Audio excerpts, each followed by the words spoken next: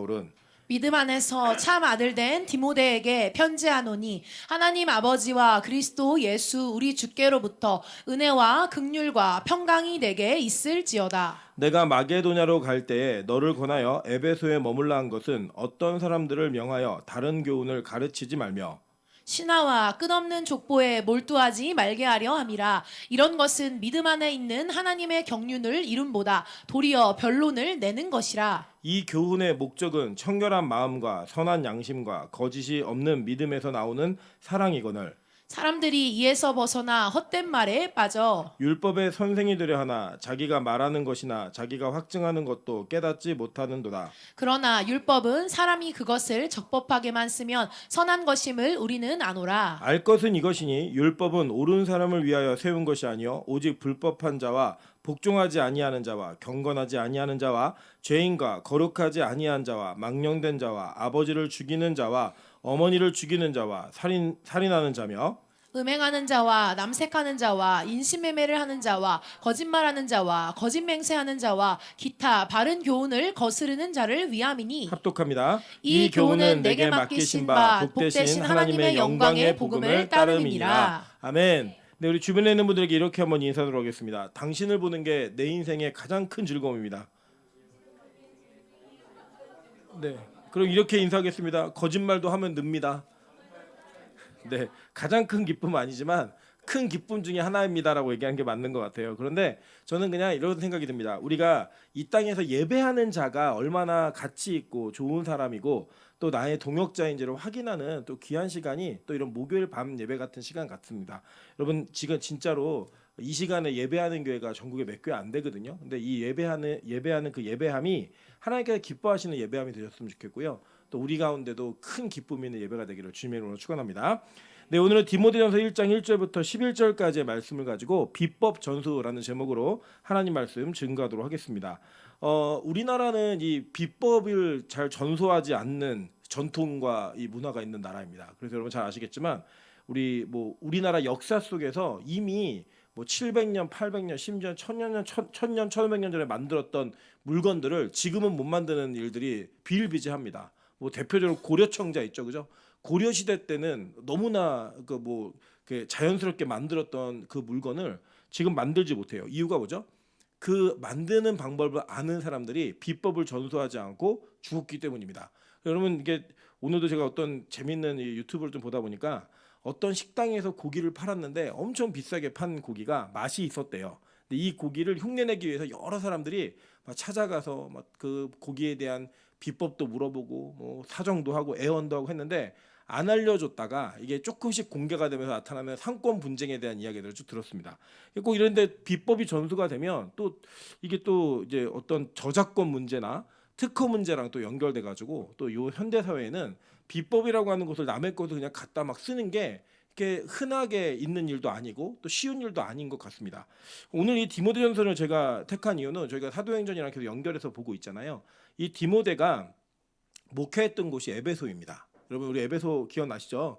이 바울과 아볼로가 복음을 처음 전했고 그리고 바울이 그곳에다가 불을 붙여가지고 진리 위에 성령의 불로 세워진 교회가 에베소 교회였어요. 그래서 이 에베소 교회는 소아시아의 7교회 중에 대표되는 교회입니다. 그래서 이 에베소 교회가 전체 교회 중에는 예루살렘이 전체 머리 같은 교회였잖아요. 그것처럼 이 에베소 교회는 소아시아 지역의 첫 번째 되는 교회였어요. 그래서 여러분 기억나시겠지만 분명히 요한계시록을 바울이 쓸 때에 요한이 쓸 때 사도 요한이 쓸 때 이 요한계시록을 쓰면서 요한계시록은 그 소아시아 지역에는 7교회가 돌려보라고 쓴 편지거든요. 근데 이 돌려보라고 쓴 편지의 첫 번째 수신자가 누구냐면 이 에베소 교회입니다.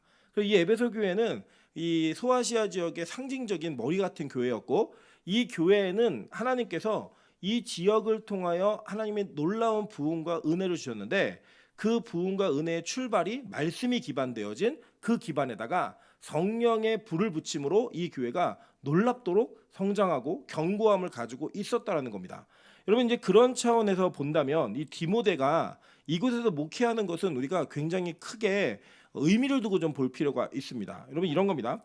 우리가 보통 이렇게 그 드라마나 영화 같은 걸 보면 가장 좋고 편한 자리를 부모가 나중에 자기가 죽거나 은퇴를 하면서 어떤 자식에게 물려주죠? 보통은 제일 사랑하는 자식에게 물려줘요. 그게 이제 조선시대 전통, 우리나라의 전통에서 장자였는데 뭐 지금 이제 현대사로 넘어오면서 꼭 장자에게 모든 걸 다 주는 것이 아니라 제일 사랑하고 믿을 만한 자식에게 이걸 줍니다. 근데 또 우리나라 사람들 그걸 또 잘 못 받아들여요. 못 받아들여 가지고 막 이게 그런 분쟁과 어떤 다툼을 하는 것도 우리 많이 봅니다. 우리가 보시는 바처럼 뭐 현대 어마어마한 기업이었잖아요. 그 기업의 그 정주영 회장이 죽으면서 그 경영권에 대한 문제 분쟁들이 막 일어날 때 그 누구한테 갔어요? 장자한테 안 가죠. 사남한테 갔잖아요. 그래갖고 이제 그런 걸로 인해서 있었던 분쟁의 이야기를 우리는 뭐 공개적으로 비공개적으로 다 알고 있는 내용들입니다.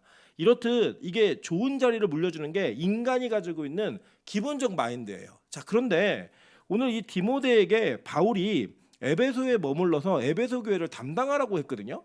그럼 이게 과연 세상의 기준에서는 어떤 기준으로 볼 교회인가를 조금 분석해 볼 필요가 있다라고 저는 생각을 합니다. 먼저는 이 바울이 얼마나 디모데를 아꼈는가를 먼저 한번 보도록 할게요. 자, 2절입니다. 2절이 뭐라고 얘기냐면 믿음 안에서 참 아들 된 디모데에게라고 말합니다. 그러면 이제 그 전에 있는 자기의 신분과 자기의 권위가 어디로부터 나오는가를 바울이 설명할 때 이렇게 얘기해요. 우리 구주 하나님과 우리의 소망이신 그리스도 예수의 명령을 따라 그리스도 예수의 사도된 바울은 이라고 얘기했어요. 그러니까 자기 자신이 사도된 것은 누구의 명령에 의해서 됐다는 거예요? 예수 그리스도의 명령에 의해서 됐다라는 거예요. 그런 권위를 가지고 있는 자가 이 디모데를 어떻게 평가하냐면 믿음 안에서 무슨 아들이 되었다고요? 참 아들 된 디모데에게라고 말합니다. 여러분 이제 이게 지금 우리가 가지고 있는 그 양자의 개념을 조금 바꾸셔야 되는 개념이 있습니다. 예를 들면 성경에서 나오는 군대 그러면 이 군대는 어느 군대예요? 그 로마 군대예요. 우리나라 군대가 아니죠. 여기서 성경에서 기록되어진 성경 그러면 그 성경은 무슨 성경이에요?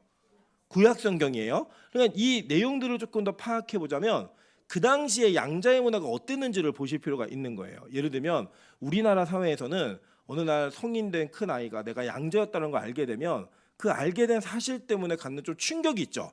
내가 진짜 아들이 아니라니라고 하는 충격이 있는데 그 당시 로마 사회에서는 양자 문화가 지금 우리처럼 뭐 이게 자식이 없는 사람들이 자식을 데려다 키운다든지 어려운 형편에 있는 사람들 데리고 온다든지 이런 문화가 아니었습니다. 심지어 어떤 일이 있었냐면 자기의 친자가 이 가지고 있는 가문의 명예를 이어가지 못할 것 같으면 의도적으로 똘똘한 사람을 양자로 들여가지고 그 양자에게 모든 걸 다 줬어요. 그래서 이 가문의 명예를 유지하는 게 훨씬 중요했습니다. 그래서 이 당시에는 양자됨이 부끄러움이 아니었어요. 어떤 거였냐면 야, 나 어떤 집안의 양자가 되었어. 그러면 어떤 의미가 담겨 있는 거냐면 그 집안의 친자들보다 뭐하다고요? 뛰어나다라는 게 증명된 거예요. 그래서는 노예에서 양자되는 사람들도 있었고 가문 안에서 양자되는 사람도 있었고 또 때로는 이렇게 어떤 관계 속에서 특별한 관계 속에서 양자로 불러오는 일들이 비일비재했습니다. 뭐 예를 들면 그 남편이 죽고 혼자 아이를 키우고 있는데 이 아이가 너무 똘똘해요. 그 데려다가 양자 삼는 이런 이야기가 있어요.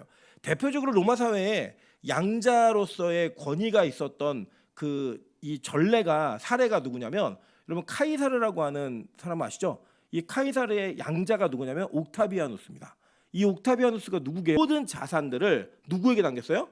양자인 옥타비아누스에게 남겼습니다. 그래서 이 양자가 뭐가 되는 거예요? 로마의 황제가 되는 이런 일이 벌어졌어요. 그러니까 여러분 생각해 보세요. 초대 황제가 양자예요. 그러면 그 사회에서 양자의 문화가 긍정적인 문화겠어요? 부정적인 문화겠어요? 긍정의 문화죠. 예. 그때 당시는 혈통이 중요한 게 아니고요. 명예가 중요했어요. 가문의 명예를 지킬 수만 있다면 누굴 데려와서라도 지켜야 된다라고 하는 게 그 고대 로마 사회의 이게 풍습이고 그 사회가 아주 편안하게 받아들이는 내용이었다는 거예요. 그러면 디모데에게 지금 참 아들 된이라고 얘기하는 건 뭐예요? 양자라는 걸 이미 선언하면서 그 양자가 내 아들이 되었다. 디모데라는 아이가 내 아들이 되었다라고 얘기하는 거예요. 그죠? 그러니까 이 디모데는 바울이 만났던 모든 사람들 중에 바울이 어떻게 생각한 사람이에요? 아끼고 사랑하고 내 모든 사도된 그리스도의 명령을 따라 사도된 모든 믿음의 유산을 다 넘겨줘도 아깝지 않은 아들이다 이거예요. 이해되시죠? 예, 그 아들에게 어느 교회를 맡기는 거예요 지금? 에베소 교회를 맡깁니다. 자, 근데 이 에베소 교회가 어떤 교회인지를 알면 지금 이 관점이 우리가 보고 있는 것과 어떠한 차이가 있는지를 어느 정도 이렇게 체감적으로 느끼실 수 있을 거예요. 한번 보도록 할게요. 3절입니다. 내가 마게도냐로 갈 때 너를 권하여 에베소에 머물라 한 것은 어떤 사람들을 명하여 다른 교훈을 가르치지 말며 신화와 족보에 끝없이 몰두하지 말게 하려 함이라 라고 얘기했어요. 자, 에베소 교회에 남긴 이유가 뭐냐면 지금 에베소 교회가 다른 교훈에 물들어 있다는 거예요. 다른 교훈이 에베소 교회를 침투해 들어오고 있다는 겁니다. 그래서 거기에 뭐까지 있었냐면 신화와 족보에 끊임없이 몰두하지 말게 하려 함이라 이렇게 얘기해요. 이 족보가 뭐냐면 아까 얘기했듯이 이 양자됨으로 인한 그 족보, 명예를 유지하는 그런 족보 속에 이 족보의 이야기를 자꾸 성경에다 이렇게 맞붙여가지고 쓸데없는 거에 집중하고 있는 교회였다는 거예요. 이 교회가. 여러분 이게 어떤 차이냐면 이런 겁니다. 예를 들어 제가 체감적으로 말씀드릴게요. 제가 이제 목회했던 여러 교회들 있잖아요. 그 교회 실명은 말씀 안 드리지만 어떤 교회를 가면 그 교회가 가지고 있는 말씀에 대한 열의가 있어요. 열의가 있는 교회가 있고요. 어떤 교회는 그런 열의가 전혀 없는 교회가 있어요. 그러면 목회자의 입장에서는 어느 교회가 편할까요? 전혀 없는 교회가 훨씬 편합니다. 왜 편한지 아세요? 아무것도 준비 안 해도 관심이 없어요. 그러니까 자기 안에 말씀에 대한 어떤 열정, 예배에 대한 사모함 이런 게 없는 교회는 그냥 뭘 해도 관심도 없기 때문에 목회자도 편합니다. 그러면 그러니까 설교 준비를 많이 할 필요가 있을까요? 없을까요? 없어요. 여러분 제가 한때 좀 과외 선생을 한번 살았잖아요. 과외 선생 한번 살 때 제일 쉬운 친구가 뭐냐면 공부를 아예 못하는 애예요. 그러니까 첫 페이지를 가르치고 둘째 페이지로 넘어가면 첫 페이지를 잃어버린 애들이 있어요. 진짜 잊어버려요. 네. 이런 아이들을 만나면요, 이거는 노난 거예요. 왜 노가 났냐? 아무것도 준비 안 해가도요 수업 진행하는데 전혀 문제가 없습니다. 예. 이런 게 뭐예요? 그 꽁으로 먹는다 이거예요. 예. 꿀알바 이런 겁니다. 막 가서 그냥 놀아도 돼요. 뭐 숙제 안 해오면 숙제 시켜놓고 자도 돼요. 그냥 옆에서 단어 못 외웠어? 외울 때까지 너 다 외우면 선생님께 그러죠. 자고 막 그래요. 그냥 그래도 할 말이 없어요. 애가 안 했으니까. 이런 교회는 너무 편하죠. 뭐 아무것도 없는 교회는. 근데 에베소 교회는 어떤 교회냐면 구약 성경에 능통했던 아볼로가 야 구약을 잘 읽어봐. 그리스도가 예수야. 이거를 가르쳤던 교회예요. 이걸 받아들였고 바울이 2년 넘게 약 3년 가까이 복음을 전했던 교회입니다. 그러니까 이 교회 수준이 어땠을까요? 지적 수준이 성경에 대한 이해가 굉장히 높았겠죠. 자, 그런데다가 이 교회가 성령 체험을 한 교회예요, 안 한 교회예요? 한 교회예요. 여러분 예를 들면 성령에 대한 경험을 아무것도 못한 교회는 제가 가서 방언 한마디만 해도 전 성령 충만한 사람이 돼요. 물론 그게 기준은 아니지만 그게 무슨 의향이 있는지 아시죠? 그러니까 뭔가 우리 목사님 금식 이거 하나만으로도 대단한 목사가 될 수 있는 그런 교회 분위기가 있어요. 근데 어떤 교회는 매일 기도를 30분씩 하고 금식을 밥 먹듯이 하고 뭐 이렇게 해도 뭐 당연히 목사 해야지 이런 교회도 있어요. 이 교회를 다녀보면 그러니까 이런 교회 중에 에베소 교회는 쉬운 교회다 어려운 교회다? 엄청 어려운 교회예요. 근데 이 어려운 교회에 뭐가 들어왔어요? 다른 교훈이 지금 들어온 거예요. 그렇다면 이 다른 교훈은 세다 안 세다? 엄청 센 거죠. 여러분 이거를 잘 인지를 하셔야 돼요. 예를 들면 신천지가 우리 교회에 들어올 구멍이 있을까 없을까요? 저는 없다고 생각해요. 왜 없냐면 일단 신천지 데려가서 성경 공부를 시켜야 되는데 저희는 체크가 돼요. 갑자기 명수 형제가 목요일마다 빠지기 시작한다. 그래 집에 전화하면 돼요. 어디 갔니? 왜 안 와? 그러면 집에 안 들어왔는데요. 그럼 얘 어디 가지? 이것만 찾으면 돼요. 그냥. 그러니까 우리 교회는 일단 매일 예배가 뭘 디펜스하고 있냐면 신천지에 대한 확실한 시간적 디펜스를 하고 있는 교회입니다. 반면 또 더불어서 여러분 신천지가 가지고 있는 조잡한 그 정말 유치한 교리를 우리 교회가 깰 수 있을까요 없을까요? 저는 깰 수 있다고 믿어요. 저는 우리가 알고 있는 배운 것만 가지고도 몇 마디 하면 쟤네가 말 못할 이야기들, 쟤네가 말하는 게 얼마나 엉터리인지 알 수 있는 이야기들이 우리 충분히 있다고 생각해요. 그래서 저는 우리 교회는 신천지에 무너진다라고 생각하진 않아요. 그런데 만약에 이게 이단들 중에서도요 교리가 탄탄한 그 이단들이 있어요. 왜 탄탄하냐면 잘 들어보시면 돼요. 역사가 긴 이단은 교리가 탄탄할까요 안 탄탄할까요? 탄탄해요. 그동안 받았던 공격을 다 디펜스할 수 있는 구멍을 만들어 놓은 거예요. 방패로 다 부착한 거예요 이미. 이 신천지는 얼마 안 됐어요. 신천지는 얼마 안 됐기 때문에 교리가 되게 조잡해요. 얘네들 자기들이 뭐 하나 대답 못하는 게 있잖아요. 다 보고합니다. 우리 이렇게 논쟁했는데 이거 못했어요라고 얘기하면 그거를 보완하기 위해서 또 모여가지고 그걸 이제 디펜스하는 이런 교리들을 또 만들어내요. 이게 아마 신천지도 조금 더 시간이 지나면 좀 더 완성된 교리가 나올 거예요. 물론 거짓말이지만. 여러분 예를 들면 이런 거예요. 요새 이만희가 치매 갔잖아요. 이제 갈 데가 얼마 안 됐어요. 이제 얼마 안 남았어요. 오락가락 하니까 신천지에서 이만희가 죽을 수 있다라는 교리를 만들어내기 시작했어요. 그 뭐냐면 이만희가 너무 힘들어서 하나님이 잠깐 쉬라고 부른다는 거예요. 네. 그래서 요 틈바구니를 타고 누가 지금 또 활개를 치냐면 신천지 안에서 새천지가 활개를 치고 있습니다. 이만희가 죽으면 거기 있는 애들 쏙 빼와가지고 또 하나 뭐 세우려고 원래 증거 장막 성전 무너지면서 이만희가 싹 빼온 거거든요. 그걸 준비하고 있는 또 다른 무리가 또 하나 있어요. 그래서 신천지가 무너져도 교회로 다시 돌아 안 옵니다. 혹시 주변에 신천지가 계시면 너 이만희 죽으면 꼭 우리 교회 오라고 약속을 꼭 받아놓으셔야 돼요. 왜냐? 이분들은 자신들이 기존 교회를 비판하고 떠났기 때문에 다시 왔을 때 그 분위기가 어떤지 알아요. 대부분의 예상하는 사람들이 신천지의 이만희가 죽어서 무너져도 다시 교회로 돌아오지 않고 그들만의 리그를 만들 거다라고 다들 예상을 하고 있어요. 저는 우리 교회 신천지가 좀 많이 왔으면 좋겠습니다. 제대로 된 올바른 교육을 통해서 다시 변화되어지는 은혜를 좀 준비해야 될 때도 있어요. 여러분 그거 놓고 좀 기도하시면 좋을 것 같아요. 어쨌든 간에 이 이단들 중에도 역사가 오래된 이단은 교리가 탄탄해요. 여러분이 예를 들어서 우리나라에 역사가 오래된 이단들이 있거든요. 통일교 이런 데 있어요. 이런 데는 자기들만의 교리는 탄탄해요. 여러분이 쉽게 이길 수 없어요. 만나서 대화하다 보면은 그들이 가지고 있는 교리가 생각보다 오래된 역사를 통해 단단함을 가지고 있다는 거예요. 그러니까 이렇게 에베소 교회라고 하는 말씀에 기반이 된 성령의 경험을 했던 교회를 성령의 은혜가 있었던 교회를 뚫고 들어온 이단이다? 세요 안 세요? 센 이단인 거예요. 이 다른 교우는. 근데 여기를 누구한테 맡긴다?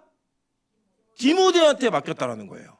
여러분 이제 우리가 후서에도 제가 시간이 되면 우리 한 번 더 살펴보겠지만 디모데는 일단 기본적으로 목회자로서 연소한 나이가 있었습니다. 그에게 나이가 굉장히 어렸어요. 그리고 이 디모데가 가지고 있었던 신앙적 배경은 아버지로부터 받은 배경이 아니라 어머니로부터 받은 배경이었습니다. 물론 이제 현대 사회로 넘어와서 유대인들은 모계 사회를 인정을 해서 엄마가 유대인이어야 유대인으로 인정해줬어요. 그게 왜 그랬냐면 디아스포라 유대인으로 흩어져 가지고 너무 많이 죽고 다 사라지니까 어떻게든 유태인들을 많이 만들어내기 위해서 그냥 엄마만 유태인이면 그 씨가 누구든 간에 아버지가 누구든 간에 다 유태인으로 만들어진 거예요. 그래서 여러분 실제로 이스라엘 가시면 이스라엘에 흑인도 있고요. 여러 인종들이 다 섞여 있습니다. 그래서 그 사람들한테 뭐 너 지파가 어디야 물어보면 웃어요. 대답 못해요. 그냥 우리는 유태인이지 우리 무슨 지파 이런 거 이제 없어졌어. 이렇게 얘기를 해요. 왜냐면 아버지 부계를 몰라요. 그래서 어쨌든 이 어머니만 유대인이었던 디모데였어요. 그러니까 아버지는 어느 나라 사람이에요? 이방인이었던 거예요. 그러니까 유태인은 아니었던 거예요. 그렇기 때문에 이 디모데를 칭찬할 때에도 여기 보면은 자 5절에 보면 이 교훈의 목적은 청결한 마음과 선한 양심과 거짓 없는 믿음에서 나오는 사랑이거늘 이렇게 얘기했잖아요. 근데 요거를 디모데 후서에 보시면 바울이 이 디모데 안에 거짓 없는 믿음이 있다라고 얘기할 때 뭐라고 얘기하냐면 5절 한번 보세요. 이는 내 속에 있는 거짓 없는 믿음이 있음을 생각함이라. 이 믿음은 먼저 내 외조모 로이스와 내 어머니 유니게 속에 있더니 내 속에도 있는 줄을 확신하노라라고 얘기해요. 자, 그래 이게 뭐냐면 대부분 요 구절을 갖다가 이제 어머니 학교 이런 데서 많이 쓰거든요. 믿음의 어머니가 있어야 뭐 아들이 믿음 있게 나온다 이렇게 쓰지만 실제로 이거는 이 당시에 디모데에게 되게 큰 핸디캡이에요. 뭐냐 아버지가 정통 유태인이 아닌 거예요. 유대인이. 그러니까 이 디모데는 아버지로부터의 신앙교육을 받았어요? 못 받았어요? 못 받았다고요. 못 받은 사람이었고 또 이 나이가 연소한 사람이었어요. 그런데 교회는 너무 어려운 교회인 거예요. 여기에 영적 아버지인 디모데가 야 내가 너의 부족한 걸 채워줄게. 그리고 너의 어머니로부터 온 믿음의 뿌리를 내가 엮어가지고 이 교회에서 목회하게 해줄게 라고 얘기하면서 비법을 전수하는 게 디모데 전후서입니다. 이해되시죠? 그러니까 이제 디모데 전후서가 어떤 성경인지 좀 아시겠죠? 디모데 전후서는 교회에게 쓴 편지가 아니라 에베소 교회에서 목회하고 있는 영적 아들인 디모데에게 쓴 편지인 거예요. 그리고 이 디모데 전후서에는 교회에 대한 내용이 많이 담겨져 있는데 이제 어떤 내용들이 담겨져 있냐면 교회에서 네가 뭘 해야 되는지, 목회자로서의 사명과 목회자로서의 그 책무를 감당하기 위한 제 행동 지침들이 기록되어 있는 겁니다. 아, 그러면 이제 디모데 전서는 목사님들만 읽어야 되는 성경이구나라고 생각할 수 있겠죠. 그런데 사실은 그게 아니에요. 이 디모데 전서를 통하여 바울은 교회가 어떻게 세워져야 하고 그 교회가 어떻게 연합되어져야 하는지, 그리고 우리가 영적 어머니 아버지로서의 어떤 역할을 감당해야 되는지를 총체적으로 기록해놓은 성경입니다. 그리고 이거는 목회 그 지침서는 아니에요. 매뉴얼은 아니에요. 그런데 거기에 교회에 관련된 내용들이 자세하게 기록되어 있기 때문에 교회 전체에게 유익이 있는 책입니다. 그리고 이 책을 바울이 디모데에게 쓰면서 그 내용들을 쓸 때 어떤 마음으로 쓴 거냐면 이런 거예요. 만약에 이 시대에 대기업이나 사람들이 자녀들에게 유산을 남겨줄 거나 뭔가를 맡길 때에는 조금이라도 편하고 조금이라도 이 땅에서 남들보다 여유 있게 살 수 있는 걸 맡기잖아요. 왜냐? 그게 복이라고 생각하는 거예요. 그래서 자기가 아끼는 자녀에게 가장 편한 것을 맡기는 게 아주 일반적 상식입니다. 제가 얼마 전에 우리 윤기쁨 집사에게 굉장히 그 신선한 충격을 받는 이야기를 들었어요. 자기는 자녀들을 위해서 너무 많은 걸 남겨주는 거를 원하지 않는데요. 그리고 자기는 받는 것도 원하지 않는데요. 그리고 장로님 참고하세요. 나중에 배분하실 때 자기는 받는 것도 원하지 않으니까 참고하셔야 돼요. 그래서 자기는 너무 많이 받아도 그걸 받지 않겠대요. 저 그때 가서 어떻게 할지 모르지만 그 얘기 했어요. 제가 그게 되게 들고 충격적이었어요. 왜 충격적이었냐면 요새도 이런 젊은이들이 있구나. 어떻게라도 부모한테 뭘 더 받아내려고 노력하는 게 대부분인데 그거를 이게 안 좋다라고 생각하는 그런 생각이 저는 굉장히 긍정적 마인드로 충격적이었어요.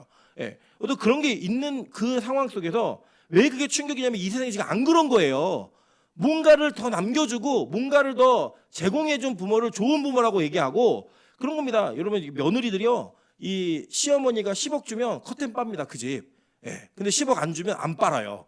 10억 주면은 빠는 게 당연하다고 믿어요. 며느리들이 부모한테 받을 게 있으면 부모님한테 진짜 잘해요. 그게 이 땅의 원리예요, 이게. 왜냐? 그걸 받으면 더 좋은 환경 속에 좋은 것들을, 편한 것들을 누릴 수 있다라고 생각하기 때문이에요. 그죠? 그런데 바울은 디모데에게 가장 어려운 기회를 준 거예요. 야, 너 여기서 목회해봐. 근데 그 목회해야 되는 아들을 내가 제일 사랑하는 참 아들이라는 거예요. 이 내 양자야. 내 모든 걸 다 물려줄 사람이야. 이걸 왜 얘기했느냐? 바울은요, 이 땅의 편함이 아니라 이 땅의 고난이 나중에 하늘나라에서 얼마나 큰 상급인지를 알았던 거예요. 그러니까 진짜 영원한 좋은 유산을 남기기 위해 바울은 우리와 똑같은 마음이지만 진짜 비법을 전수한 겁니다.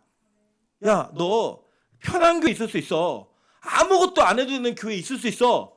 마음밭이 좋은 교회 있을 수 있어. 그런데 그런 교회보다 지금 에베소 교회가 되게 어려운 상황이야.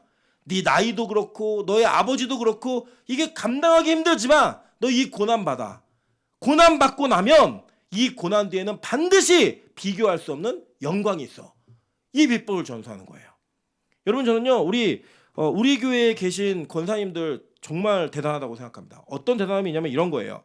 보통은 권사님들, 장로님들이 자기네 본교를 섬기는 교회가 어렵잖아요. 어려우면은 대부분 결정하시는 것 중에 하나가 뭐냐면 자녀가 이 교회를 떠나는 거를 암묵적 동의 내지는 적극적으로 밀어줘요.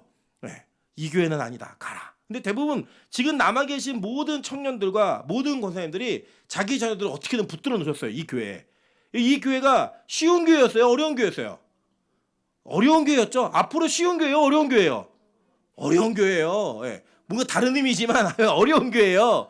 그 어려운 교회를 어떻게든 뿌리를 내리게 하려고 심어주려고 노력했던 그 노력은 사실 냉정히 말하면 진짜 이 세상의 부모로서는 실격인 거예요. 세상의 부모 같으면 이렇게 얘기해야 돼요. 야, 너희들 좀 큰 교회, 좀 이렇게 규모가 있는 교회 그런 데 가서 편하게 신앙생활 해라. 거기에서 그냥 주일만 잘 지켜도 그냥 사람들이 너 인정해주고 많은 사람들과 관계를 맺을 수 있는 그런 교회 좀 가봐라. 이렇게 얘기하는 게 부모의 마음이라고요. 그런데 왜 이 어려운 교회에 앞으로도 어려울 교회에 왜 이렇게 붙들어 놓고 이 교회에 심어 놓으셨는가? 그 수고와 대가의 뒤에 있는 하나님의 영광이 무엇인지를 알기 때문에 그 일을 진행하신 거예요. 그 일을 붙들고 계신 거라고 좀 믿습니다. 저는 이 교회를 보면서 참 놀라운 사실을 하나 발견합니다. 지금 저희 처음 왔을 때 아이가 2명이었는데 지금 현재 몇 명이냐면 7명이에요. 아이들 뭐 지금 아직 제주도에 있는 우리 리나 누님까지 다 하면 10명의 아이가 있어요. 10명에. 내년에는요. 기본적으로 지금 5명의 아이가 늘게 돼 있으면 자동적으로. 여러분 이 땅에서는 어떤 논리가 있냐면 야, 이 헬조선 이 어려운 나라에서 애 낳는 거는 애한테도 못할 짓이고 나한테도 못할 짓이니까 나 애 안 낳아야겠다. 이게 요 세대 문화예요. 그냥 젊은이들의 우리 어르신들 지금 장로님 권사님들은 왜 결혼했는데 애를 안 낳아? 이렇게 생각하잖아요. 이 청년들은요 지금 야, 그 좋은 결혼을 힘든 결혼해놓고 또 애까지 낳아? 이게 그들의 문화예요 지금. 근데 우리 애들은요 무슨 대책인지 막 나요. 막 나갔고 그것도 우리 교회가 뭐 주일학교가 뭐 제대로 돼 있고 완벽한 시스템일까? 이것도 아니잖아요. 근데 어쩌자고 낳는지 모르겠어요. 하나님이 어떻게 책임져 줄지 모르겠지만 막 나요. 근데 그 낳는 걸 통해서 여러분 솔직히 말하면 여기 뭐 힘들어요 이런 얘기해도 여러분 다 30대 때부터 매일 예배 드리잖아요. 쟤네들은 지금 몇 살인지 아세요? 태어났는데 매일 예배 드리는 교회예요. 얘네가 10살 뭐 20살이 되면 여러분들 예배 더 많이 들었어요. 엄마 그런 얘기 하지 마. 내가 훨씬 선배야. 이런 얘기 할 수 있어요. 내가 엄마 나이 되면 엄마보다 예배 3배나 더 드렸어. 이렇게 얘기할 수 있는 아이들인데 이 교회를 통해 낳은 그 아이들이 우리 교회 힘드니까 그만 나야겠다. 이게 아니라 어떻게든 남는 거예요. 저는 제가 이제 예배 설교가 끝나고 나면 항상 주일날 우리 하민이하고 호별이가 기도를 받으러 와요. 이 기도를 아이들한테 해줄 때마다 저는 개인적으로 이 아이들한테 너무 미안하고 안타까운 마음이 있어요. 야, 너네는 이 교회에서 태어나가지고 이 매일의 예배를 이제 어떻게 지켜갈지 거기 얼마나 갈등이 많겠어요. 얘네들이 내가 평범하지 않게 크는구나, 내가 이상하게 크는구나. 여러분 오늘도 우리 저기 찬이가 할머니가 몸이 좀 안 좋아서 침을 맞으면서 찬이한테 영상통화로 찬이야 할머니 기도 좀 해줘. 할머니 너무 아파. 그랬더니 찬이가 기도하는 거예요. 유튜브를 보면서 자기 유튜브를 보면서 기도하는 거예요. 유튜브 화면 가려놓고 하나님 우리 할머니 아프게 해주세요. 예수님 이름으로 기도합니다. 아멘. 이게 정신이 자기가 유튜브에 팔려 있으니까 우리 할머니 아프게 해달라고 기도를 하는 거예요. 근데 그 기도를 그 4살짜리 아이가 기도를 한다는 것 자체도 여러분 좀 이게 일반적으로 없는 일이잖아요. 뭐 우리의 영어 할 줄 알아 이런 거 자랑하지 기도하는 거 자랑하고 이런 거 아니잖아요. 아까도 걔도 예수님이 또 죽었다는 거예요. 그 성경이 책에 예수님 돌아가신 장면 나오니까 예수님 또 죽었다는 거예요. 얘는 이제 매년 죽는 거예요. 예수님이 아빠 예수님 또 죽었어 이러면서 예수님 찬이를 위해서 또 죽으셨어 이런 얘기를 막 해요. 이게 어떻게 평범한 아이의 모습이겠어요. 이 아이들이 자라면서 그 아이들의 삶 가운데 우리가 말할 수 없는 그 영적 고난의 문제가 이들에게 준비되어 있어요. 근데 왜 우리는 이 아이들을 예배 가운데로 자꾸 데리고 올까요? 그 예배 가운데로 불러올까요? 여러분 하늘문에 있는 초등학교 아이들이요, 집에서 11시 예배를 안 드리면 엄마 아빠를 못 살게 구는 거예요. 엄마 나 11시 예배를 드려야 나 좀 마음의 평안이 올 것 같아. 그리고 부모가 자녀들에게 끌려서 11시 예배를 왔다가 가요. 이 아이들 똑같이 그 다음날 8시 9시면 일어나서 학교를 가야 됩니다. 근데 이 아이들이 그렇게 할 때 일반적 부모는 야 너 지금 몇 시인지 알아? 너 자야지 이렇게 재우는데 그 부모들이 그 아이들을 데리고 와서 그 기도할 때 얘네들 지금은 모르지만 나중에 중고등학생이 되면 얼마나 자기들이 이상하게 크고 있다는 걸 그때 인식이 되면 얼마나 힘들겠어요. 여러분 그러한 고난의 길을 같이 가고자 끌고 가는 부모의 그 모습 속에는 다른 게 있으면 안 되고요. 영원한 나라의 상급과 소망이 얼마나 큰지를 가르쳐 주셔야 돼요. 바울이 그걸 아니까 바울이 이 어려운 교회에 이 디모데를 갖다 심어버리는 거예요. 야 여기 진짜 어려운 교회거든. 너 설교 준비 여기서 대충 했다가 큰일 나. 여기 이 사람들 아볼로한테 말씀 배운 사람들이야. 이 얘기를 하고요. 야 너 기도 안 하면 너 큰일 난다. 여기 이 성령의 기름 부으시 그 임재를 경험했던 사람들이 이 교회 주축 멤버야. 너 여기서 영적으로 삐그덕거리면 너 공격당하는 거 일도 아니야. 너 나이도 어리잖아. 너 아버지도 유태인이 아니잖아. 유대인이 아니잖아. 그런데 내가 이 교회 너한테 맡기는 건 뭐냐면 이것을 고난을 받고 나면 그 뒤에 있는 영원한 나라의 상급이 진짜 커. 그래서 바울이 디모데에게 뭘 유산을 남겨주냐면 디모데야 함께 고난받자 이거예요. 여러분 그게 무슨 비법이었냐? 천국의 가장 큰 비법. 천국에서 하나님 나라에서 영광스러움이 있는 가장 큰 비법이 이 땅의 고난이었다는 걸 바울은 자기의 편지를 통해 영적 아들인 디모데에게 전달하는 겁니다. 여러분 저는 오늘 이 말씀이 이곳에 예배하는 여러분들에게 자녀들에게는 부모들이 주신 유산이 그리고 부모들은 자녀에게 앞으로 남겨야 될 유산이 무엇인지를 정확히 인식하는 은혜가 있었으면 좋겠습니다. 우리는 이 땅에서 무언가 하나라도 더 좋은 것을 남겨주기 위해 땅의 것을 준비하고 있지만 그 땅의 것보다 더 큰 준비, 즉 고난이라고 하는 그 비법은 자녀를 사랑하지 않아서가 아니에요. 진짜 더 사랑하기 때문입니다. 여러분, 제가 가끔 그런 얘기를 합니다. 저는 이게 진짜 독립군 자식처럼 컸거든요. 뭐 도시락도 제가 싸가고, 뭐 학교도 제가 혼자 다니고, 빨래도 제가 혼자 하고 이러면서 다 학교를 다녔어요. 그리고 어떻게 보면요, 사람들이 저희 또 가족들, 주변 친척들이 저희 어머니 엄청 욕했습니다.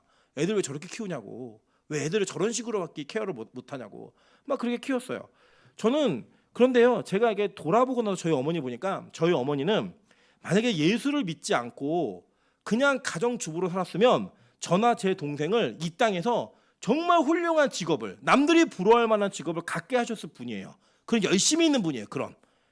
그런데 그 어머니가 그 하나님께 부르심을 받아서 저희 외갓집이 부르심 받은 그것을 거부했던 외할머니로 인해 얼마나 큰 폭풍과 풍파를 겪었는지 저희 어머니는 체감하셨거든요.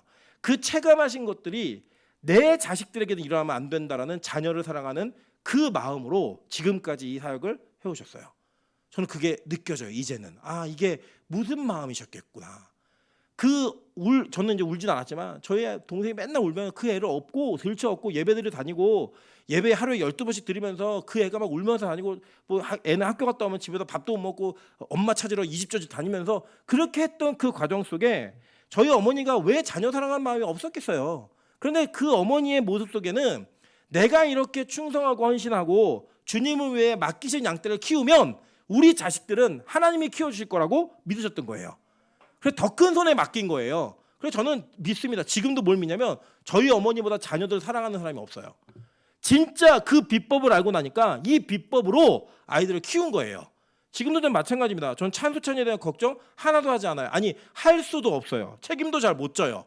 그러나 이 아이를 제가 오늘도 이 교회에 데리고 오는데, 아파갖고 데리고 오는데 여러 곳에서 전화가 와요. 데려가지 말라고. 우리가 책임질 테니 데려가지 말라고. 제가 그 전화를 여러 통을 받고 오면서 얼마나 감사했냐면, 하나님, 저는 혼자 컸는데 저는 그냥 그렇게 돌봐주는 사람들이 많이 없었지만 그 심었던 열매가, 그 심었던 복음이 그렇게 자라가면서 이제는 제가 할 수 없는 상황 속에서 우리 아이들을 책임져서 키워주겠다는 분들이 주변에 막 계신 거예요. 그게 얼마나 감사한지, 얼마나 은혜가 되는지 잘 모르겠어요. 여러분, 여기 와갖고요, 찬이는 저에게 별로 관심이 없어요. 자기는 민정이모 보러 가겠다는 거예요. 민정이모한테 됐다 달라는 거예요. 그러더니 지금 자리는 또 미영이모 옆에 앉겠대요. 다른 사람 옆에 안 앉겠대요. 은식 삼촌 옆에는 안 앉겠대요. 미영이모 옆에 앉겠다는 거예요. 그래서 거기 앉아가지고 그 돌봄을 받을 때 전 뭘 느끼냐면, 그래, 내 새끼 내가 키웠으면 내 손으로밖에 못 키우는데 하나님이 이렇게 키워주시는구나. 그래서 저는 이 아이들을 위해서라도 목회를 더 열심히 할 겁니다. 예배를 더 열심히 드릴 거예요. 왜냐? 저 아이들에게 하늘나라의 기업과 하늘나라의 사랑을 받는 법이 무엇인지를, 그 비법을 저는 알거든요. 찬소도 마찬가지고. 그래서 그렇습니다. 여러분, 저는요, 우리 빛과소금교회가 그런 양육법이 있는 교회가 되었으면 좋겠어요. 세상 사람들 눈에는 왜 가장 사랑하는 아들이라며 왜 가장 어려운 교회 맡겨? 그렇게 생각할 수 있었던 그 환경을 헤집어 놓고 보니까 가장 좋은 교회 맡긴 거예요. 고난받기에. 왜요? 거기에 하늘나라 비법이 담겨 있으니까. 그리고 그 비법을 우리가 안다면요, 지금 우리 자녀들을 위해서 더 기도하셔야 돼요. 제가 우리 그 화평이가 목요일마다는 꼭 빠지지 않고 오거든요, 예배를. 왜 오냐면 엄마 아빠가 이제 거기 그 일하는 장소에서 지키시면서 너 먼저 가 그래가지고 여기 가서 끌려와 앉아 있어요. 이게 제가 견디는 게 얼마나 힘들고 어렵겠어요. 그러나 그 견딘과 어려움 뒤에 있는 진짜 복이 무엇인지를 아니까 어떻게든 끌어다 앉혀놓는 거예요. 그게 진짜 영적 부모의 마음인 겁니다. 여러분, 저는 희원 집사님 대단하다고 생각하는데, 우리 명수는 정말 예배드리기 싫어했던 애거든요. 정말 싫어했던 애예요. 그래서 제가 물었어요. 명수야, 너 예배 견디느냐고 힘들었지? 그랬더니 아니래요. 자기는 견디기 힘들 것 같으면 집에 갔대요. 다 도망갔대요.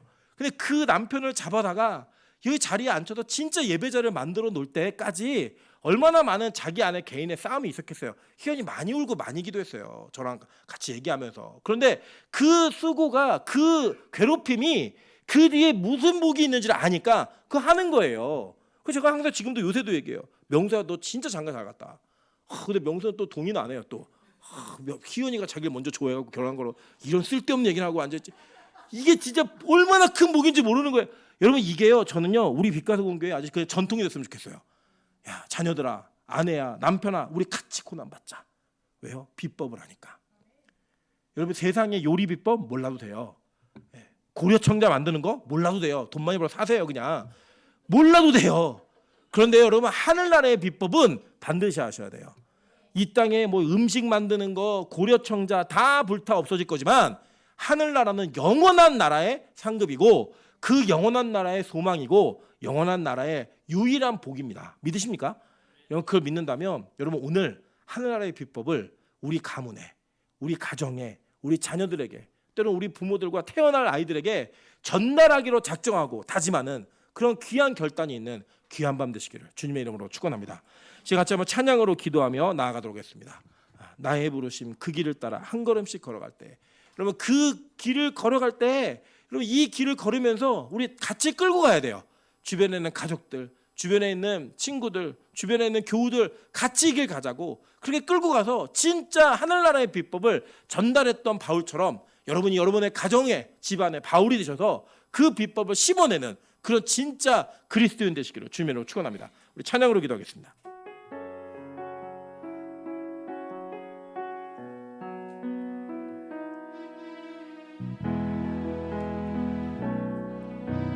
나의 부르심 그 길을 따라 한 걸음씩 걸어갈 때에